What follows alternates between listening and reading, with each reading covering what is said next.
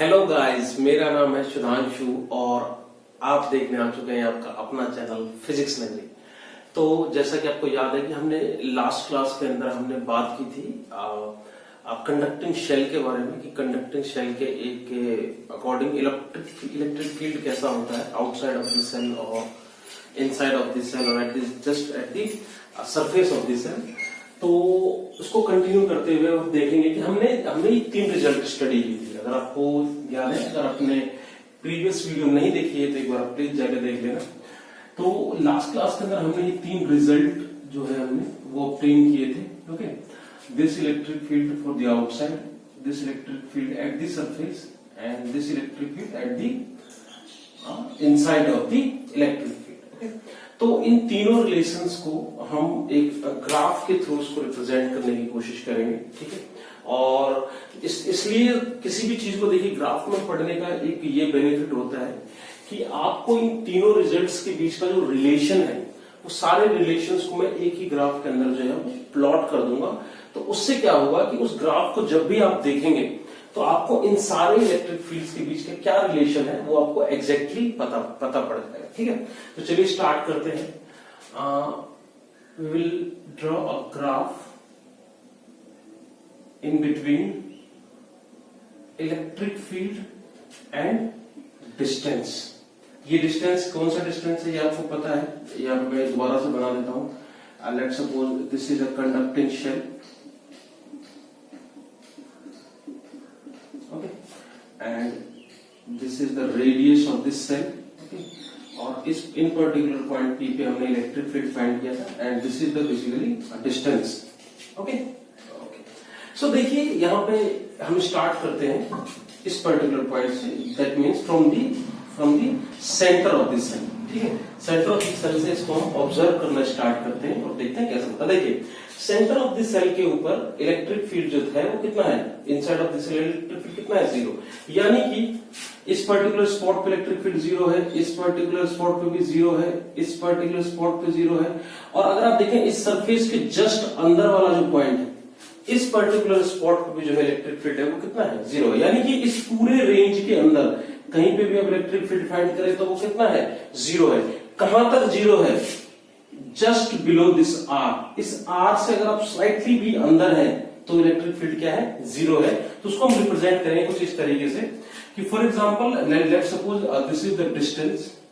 ठीक है, और ये डिस्टेंस है यहाँ पे r। यानी कि from 0 to this distance r, from 0 to this distance r, everywhere electric field is 0। और ये रेंज कौन सा है, this is nothing but the inside. ठीक है, इनसाइड है। तो up to this R electric field is 0। ठीक है, once it reach to the distance R, तो कौन सी कंडीशन आएगी, at surface. Now this is the point where we have to calculate the electric field. ठीक है, तो इस पर्टिकुलर पॉइंट पे इलेक्ट्रिक फील्ड क्या था, हमने देखा था, that is maximum. So just consider this line here, this is E max. Okay, so at this distance R, electric field is maximum here, or you can say it is E max. Okay, here electric field is max. Okay, तो देखिए ये हमने represent कर दिया यहाँ पे। ठीक है, in this particular region electric field is 0.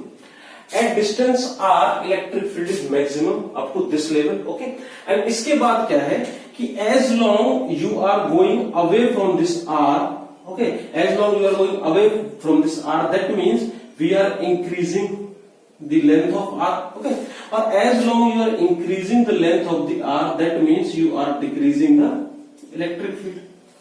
ठीक है, यानी कि जितना आप इससे दूर जाएंगे उतना इलेक्ट्रिक फील्ड क्या हो जाएगा, ये डिक्रीज कर जाएगा। ओके, तो इसको रिप्रेजेंट करने के लिए यहाँ पे ग्राफ आएगा। This is the graph. Okay, this is the graph and these two lines are just see here, this line is just approaching towards 0, लेकिन ये इसको आप कभी ग्राफ के अंदर 0 नहीं शो करेंगे। क्यों शो नहीं करेंगे? क्योंकि इलेक्ट्रिक फील्ड इस सरफेस के बाहर इलेक्ट्रिक फील्ड क्या होगा, अगर आप इसको बढ़ाएंगे तो electric field will approach towards zero, but it can not be zero at some certain level. ठीक है, ये डिस्टेंस को आप बढ़ाते जाएंगे तो इलेक्ट्रिक फील्ड क्या होगा, ये जीरो की तरफ बढ़ना शुरू करेगा, बट ये एग्जैक्टली जीरो जो है वो इस ग्राफ के अंदर नहीं होगा। So this particular graph is showing the relation that E is inversely proportional to 1/r²। It means as long you are increasing the r, okay, electric field will get decrease, okay, and as long you are decreasing this r value, electric field will get increase. Okay, so this is basically the ER graph between the ER graph of a charged cell or a conducting cell. So आपको यहाँ पे ये याद रखना है, that's it, और इससे आपको पता पड़ जाएगा। एक बार मैं दोबारा बताता हूँ, up to this zero to that particular region r, electric field is zero here, okay. At a point r, when the electric field at the surface of this cell, electric field will become maximum here, and after that, as long you are increasing the r, electric field is decreasing and approaching towards zero, but it cannot be zero in this particular graph. जो next topic अब हम देखेंगे that is electrostatic shielding. अब देखिए electrostatic shielding क्या होता है। अभी जस्ट हमने पिछली क्लास के अंदर हमने पढ़ा था कि अगर एक कंडक्टिंग शेल है ना, which is the charge is kept like this, तो inside this cell electric field is zero. ये हमने स्टडी के अंदर अभी हमने पढ़ा था। तो देखिए बेसिकली इसका क्या बेनिफिट हो सकता है। मान लीजिए कि किसी भी इलेक्ट्रिकल फंक्शन के अंदर आपको एक ऐसे जोन की बात करनी है जिस जोन को आप चाहते हैं कि उस जोन के अंदर इलेक्ट्रिक फील्ड जीरो हो। ठीक है, तो आप क्या करेंगे, आप इस तरीके का एक जो मॉड्यूल है उसका यूज करेंगे, क्योंकि आपको पता है कि if I am going to use a conducting shell then inside that shell electric field is zero. ठीक है, so if you want somewhere to electric field counted as a zero then you must use this shell. Yes और no. So इसी चीज का इस्तेमाल करके हम एक नया टॉपिक पढ़ेंगे that is called electrostatic shielding. देखिए इलेक्ट्रोस्टैटिक शील्डिंग बेसिकली क्या होता है। ठीक है, मान लीजिए कि ये इलेक्ट्रिक फील्ड है, इलेक्ट्रिक फील्ड लाइन है which is coming from positive to negative, ये डायरेक्शन ऑफ इलेक्ट्रिक फील्ड होता है। मान लीजिए कि यहां पे मैंने एक मेटेलिक केस ले लिया है। ठीक है, this is a metallic case like this, okay, like this, okay, and this metallic case is non-conducting. This metallic case is non-conducting, okay. अगर ये non-conducting है and this particular case is kept inside the electric field, let's suppose like this, okay. Like let's suppose this metallic case, this non-conducting metallic case is placed inside the electric field in such a way that these electric field lines cannot enter inside this non-conducting metallic case. ठीक है, तो अगर यहाँ पे electric field enter नहीं करेगा तो क्या होगा, इस पर्टिकुलर जोन के अंदर जो ये वैकेंट जोन है यहाँ पे इलेक्ट्रिक फील्ड क्या हो जाएगी, zero. Yes or no? So this is the zone where electric field is zero. So what we can say? We can say here that this particular zone is a place where there is no electric field lines. So this is a shield. This box, this metallic non-conducting box can be considered as a shield. Which kind of shield? The shield which protects it from the electric field. That's why this is called electrostatic shielding, यानी कि ऐसा shield जो electric field से बचाए किसी को, that is called electrostatic shielding. Okay, concept is very clear. Okay, अब देखिए इस कॉन्सेप्ट को आप दो तरीके से समझ सकते हैं। कैसे समझ सकते हैं कि भाई आप हमने बोला कि इलेक्ट्रिक फील्ड यहाँ पे जीरो है, तो यहाँ पे ऐसा क्या होता है कि इलेक्ट्रिक फील्ड एंटर नहीं करती है। ठीक है, ये मेरा काम है। चलिए इसको समझने के दो एस्पेक्ट हैं, आप किसी भी एस्पेक्ट से समझ सकते हैं। So first of all we will discuss the first aspect. अब देखिए फर्स्ट एस्पेक्ट के अंदर क्या होता है, that see this is the electric field lines which is approaching towards this shield, okay, and this is again a non conducting shield, non conducting metallic shield, okay. So once electric field lines will reach here, when electric field lines will reach here, it will get terminate here. यहाँ पे जो है ये terminate हो जाएंगे, खत्म हो जाएंगे, ठीक है। अच्छा, जब ये यहाँ पे खत्म हो जाएंगे तो क्या होगा? Due to the induction process, what is the process here? That is the induction process. Due to the induction process, if these lines are positive, okay, and here then a negative charge will get induced. Yes or no? Due to induction हम पहले पढ़ चुके हैं, पुरानी videos को जाके आप देखिएगा. Okay, so if this is the positive charge, a negative will induce here. Okay, okay, and if the negative charge will induced here, a same amount of positive charge will induce in this particular section, like this. Okay, and these are the negative charge, and these negative charge will get repelled by this positive charge. Similarly, these negative charge will get repelled by this positive. ठीक है, induction के अंदर क्या होता है? ये negative charge जो है इस पॉजिटिव से रिपेल होकर यहाँ पे आए हैं. ओके, एंड ये जो पॉजिटिव चार्जेस हैं, ये जो नेगेटिव चार्ज है, these negative charges get repelled by this positive charge. Okay, so this is the function of induction. ठीक है, तो इंडक्शन की वजह से यहाँ पे माइनस और यहाँ पे जो प्लस चार्ज है वो आएगा. अच्छा, पहली चीज, one electric field which is originally which is coming in this particular fashion, these black lines are these black lines are original electric field. Okay, so one electric field is here, that is called E original. Okay, these black lines are E original. Okay, जो originally आ रहा है. अच्छा, अब देखिए यहाँ पे positive charge generate हो गए, यहाँ पे नेगेटिव चार्ज जनरेट हो गए, ठीक है ना. तो due to in these two types of charges, one electric field will generate like this. Yes or no?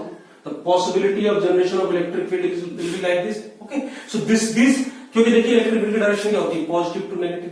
Okay, so due to this positive and this negative, electric field line will generate like this. Okay, in upward direction.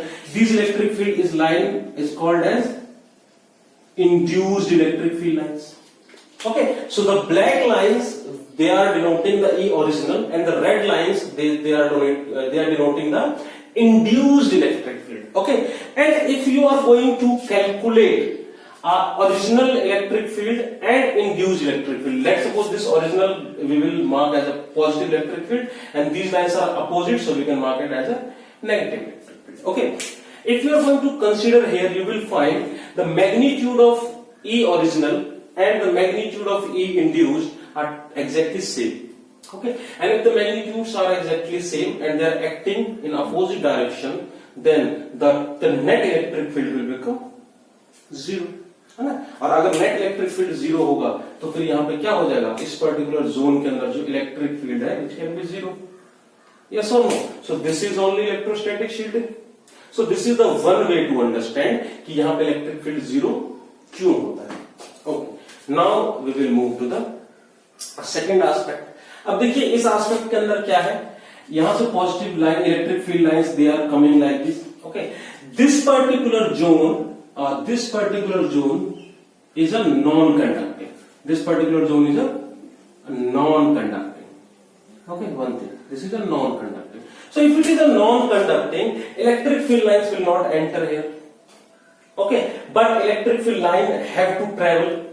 Yes or no? So if it is a non-conducting, what will happen? These electric field lines will not enter inside this box, but they will go sidewise. They will travel sidewise like this. Okay, they will go in this particular fashion.